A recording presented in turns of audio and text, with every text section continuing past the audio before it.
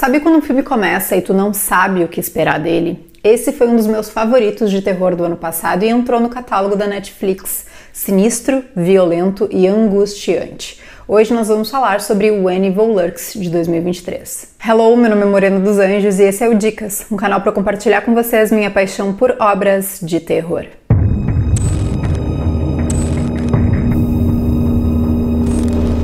Antes de começar o vídeo, se inscreva, deixe o like e ative o sininho. Isso ajuda muito na divulgação do canal e o YouTube entende que tu gosta do conteúdo daqui e manda todas as notificações. Lembrando que esse é um vídeo de review de filme, então nessa primeira parte eu não vou dar spoiler. Quando eu for contar a história, eu aviso para tu pausar se quiser. O filme inicia com dois irmãos, o Pedro e o Jimmy, adultos, que trabalham numa casa em zona rural, no campo mesmo, e eles escutam tiros de madrugada. No dia seguinte, eles vão investigar o que aconteceu e isso os leva até a casa de uma senhora cujo filho mais velho está muito doente, assim, visivelmente difícil de olhar. Acontece que a doença desse cara não é qualquer uma que a gente vê por aí e conheça de forma natural.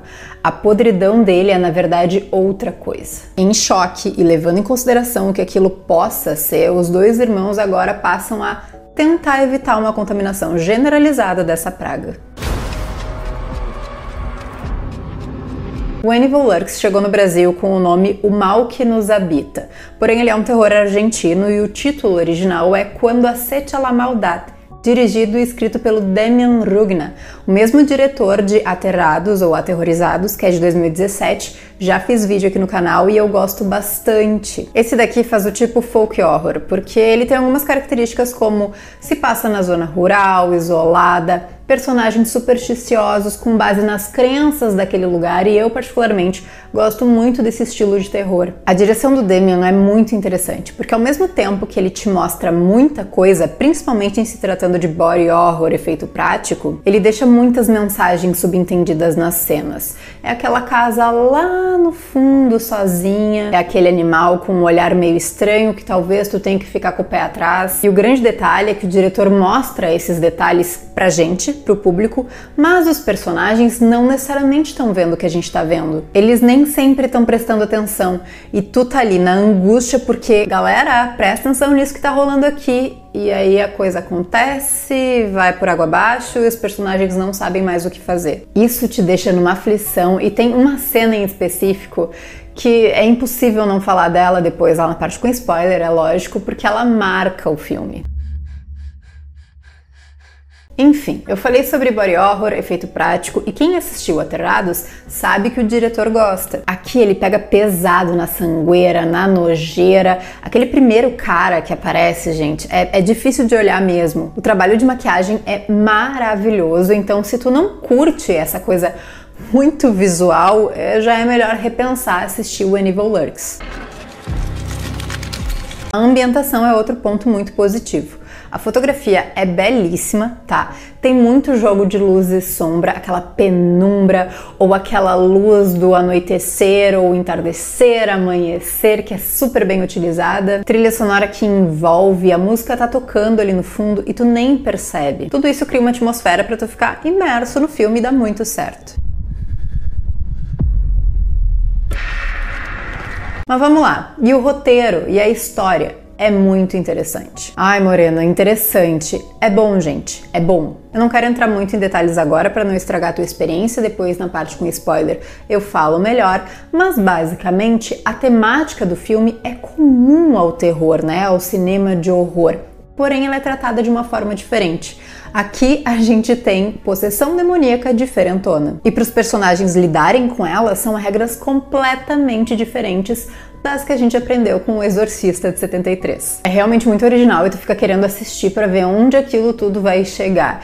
E logo que nos é apresentado o negócio, tu fica, não, será que é isso mesmo? Será que vai seguir por esse caminho? Pois segue e dá certo. Talvez o final não agrade todo mundo e eu realmente acho que poderia ser melhor amarrado, acho que tem alguns furos no roteiro, mas nada que tenha estragado a minha experiência, acho que não vai estragar a tua também. Os personagens são legais, são bem construídos, uns melhores do que outros, né? Mas principalmente os dois irmãos, eles parecem que vieram daquela casa, da lida no campo e agora estão tendo que lidar com uma coisa completamente diferente que nunca viram antes e sobrenatural.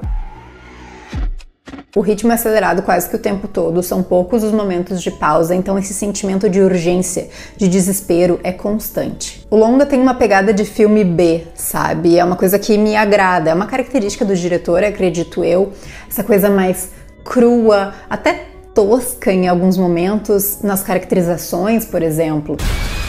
Então assim, resumidamente, eu gostei demais de When Evil Lurks. É sim um dos meus favoritos de terror do ano passado. E fica aqui a minha super sugestão pra vocês, acho que vale a pena assistir, principalmente agora que entrou no catálogo da Netflix, né? Muitas pessoas têm acesso a essa plataforma, então fica aí de dica. O longa tem mais ou menos 1h40 de duração.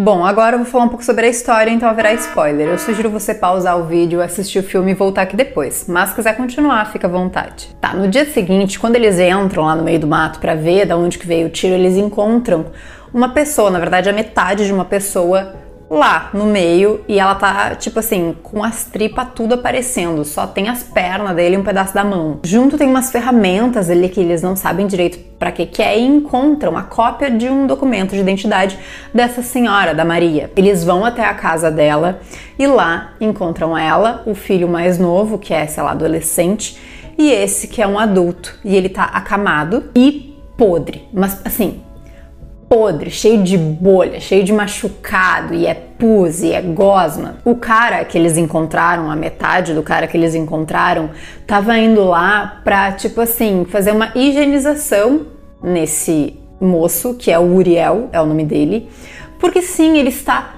possuído pelo mal. E no final das contas ia acabar matando ele, né? Porém, ele não pode ser morto de qualquer forma, porque o que acontece? Essa possessão, esse mal se espalha. Então tem um jeito específico que pode matar. O Pedro e o Jimmy contam pro Ruiz, que é o dono daquelas terras, né? É o grandão lá do negócio. O cara vai lá pra matar o Uriel, porém a senhora diz não pode matar ele com arma de fogo, não pode matar ele de qualquer jeito, né? Tem que ser de um jeito X, assado e tal.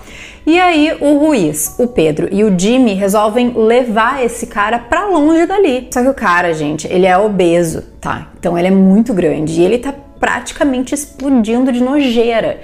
E é um sofrimento pra eles conseguirem tirar aquele homem lá de dentro e botar em cima da caçamba da caminhonete. Mas tá, eles conseguem e aí saem a dirigir pela estrada umas 3, 4 horas pra largar o homem bem longe. Só que num determinado momento, o Ruiz quase atropela uma criança que tava indo pra escola de bicicleta e tal. E aí quando eles resolvem parar pra desovar o corpo, o homem não tá mais na caçamba. Eles pensam, ele deve ter caído na hora que quase teve o acidente, já tá longe o suficiente, não é mais problema nosso, vamos embora pra casa. Porém, meus queridos, o que acontece? No dia seguinte, a esposa do Ruiz, que tá grávida, entra em desespero porque tem uma cabra que tá estranha.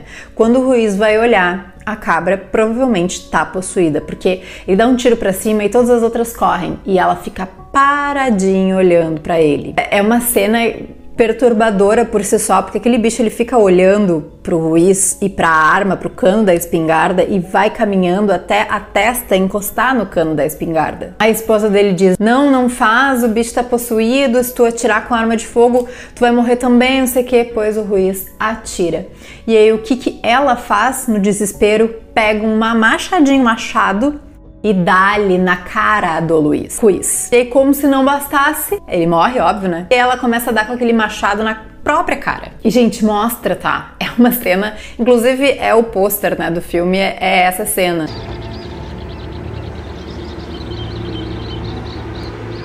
Mas então, ok, né? O que aconteceu foi que essa coisa, esse mal, esse demônio, não sabemos, está se espalhando. O Pedro e o Jimmy resolvem ir embora dali o quanto antes, não levar nada. O Jimmy vai passar na casa da mãe deles para buscar ela e o Pedro vai na casa da ex-esposa porque eles têm 2 filhos juntos. Ele chega lá, o marido novo da mulher recebe ele começa a explicar o que tá acontecendo. O casal tem uma filhinha, né, mais nova, e enquanto o Pedro tá explicando que isso, que aquilo, ele vai pegar as crianças e vai embora, que ele vai tirando a roupa, porque ele acha que a roupa tá infectada. Sim, é uma pegada meio apocalipse zumbi, ou enfim, contaminação, e aí ele pega uma roupa do novo marido da mulher, veste, só que, o que acontece? O cachorro da família, que é um cachorrão, deu uma cheirada nas roupas.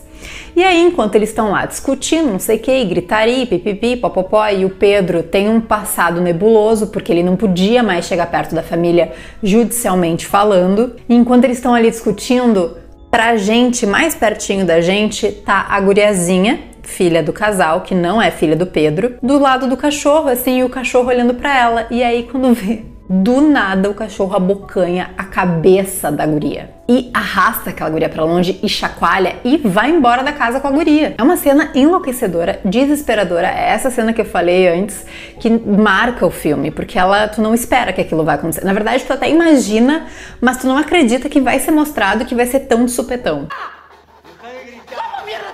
O marido da ex-esposa do Pedro, que é filha dele, né, sai enlouquecido com uma espingarda atrás do bicho. O Pedro fala, pelo amor de Deus, não atira nele, não pode, vai espalhar mais o negócio, tu vai morrer, não sei o que. Pô, que nada, né? Ele encontra o cachorro, mata o cachorro a tiros. E a guriazinha volta intacta, abraça a mãe chorando, desesperada. O Pedro olha aquilo e pensa, já era, né? Não é mais a guria, porque a guria já tá morta. É Sabrina, tá? O nome da ex-esposa.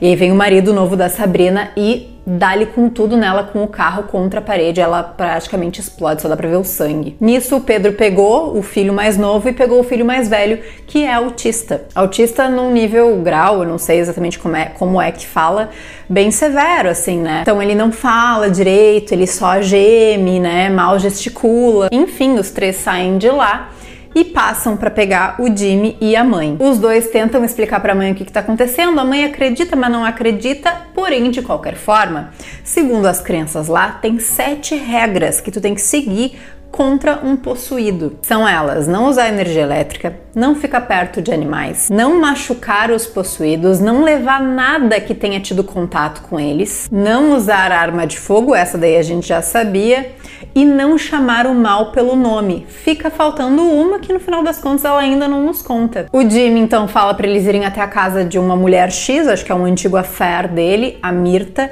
que já teve contato com o possuído, já lidou com alguém nessa situação. Eles vão para lá e tal, e aí a Sabrina, a ex-esposa do Pedro, chega lá à noite com a cara toda destruída. Ela pega o filho mais novo e vai embora. A Mirta olha pro Jair, que é o filho mais velho, que é autista, e diz: o demônio tá nele, ele tá possuído. Aí o Jimmy até fala assim: não, ele não é, ele nasceu assim e tal, não é isso.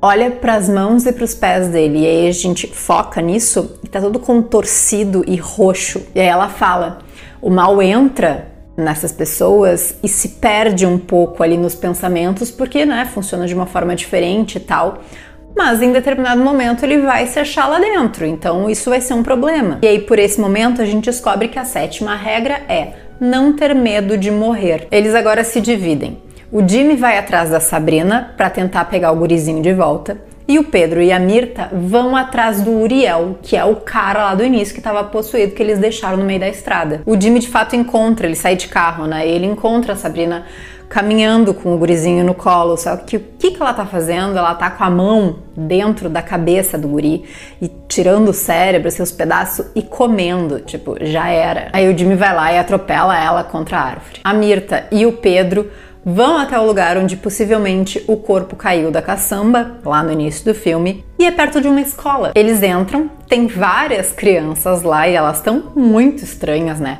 Sentadinhas, isso é noite, tá, gente? Sentadas nas salas de aula, mega bizarro. Criança, quando dá pra ser bizarro em filme de terror, é brabo. E aí, lembra quando eu falei de algumas caracterizações, figurinos, até um pouco toscos, bem crus? Esse é um caso, as crianças elas estão com maquiagens bem assim, simples e bem, na verdade, escrachadas, pra tu ver e perceber que elas não estão normais. Quase como uma maquiagem de Halloween que a gente faz em casa, o que é, né, um contraponto àquela maquiagem incrível do efeito prático do cara lá e da Sabrina, enfim.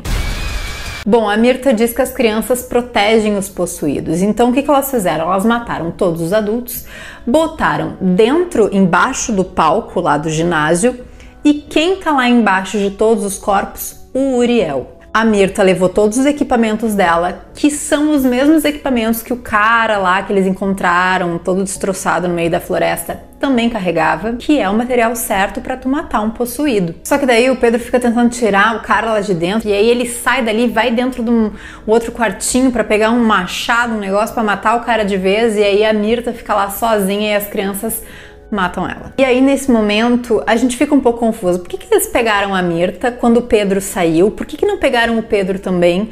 Mas, levando em consideração aquela 7ª regra, talvez a Mirtha tenha ficado com medo de morrer. Porque quando o Pedro sai, ela diz, não me deixa aqui sozinha com eles, não sei o que lá. E, enfim, talvez tenha sido isso, né? E o Pedro, ele tá a nada. Ele não tá com medo de nada. Ele só quer acabar com o cara, com o mal de vez. Bom, como ato de desespero, o Pedro acaba matando o Uriel, só que não da forma correta.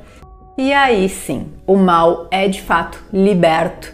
E sai o quê? Uma criança meio estranha, toda coberta de sangue, lá de dentro daquele buraco onde estão todos os corpos. Passa a mão assim na cabeça do Pedro, deixa manchado de sangue e sai caminhando pelo mato com todas as outras crianças, tipo assim, agora o mal realmente vai contaminar geral.